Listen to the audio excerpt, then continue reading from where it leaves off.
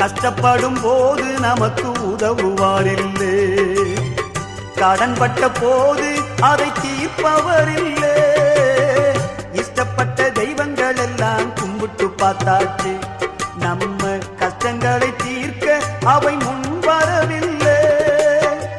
உலகத்தில் தெய்வங்கள் உண்டென்று சொல்வதெல்லாம் சும்மாங்க, இயேசு கிறிஸ்து ஒருவரே மெய்யான தெய்வமுங்க. ஜனங்களின் பாவம் நீக்கி ரட்சிக்க வந்த தெய்வமுங்க. உனக்கொருவர் இருக்கின்றார், உன்னை விசாரிக்க துடிக்கின்றார், உன்னையும்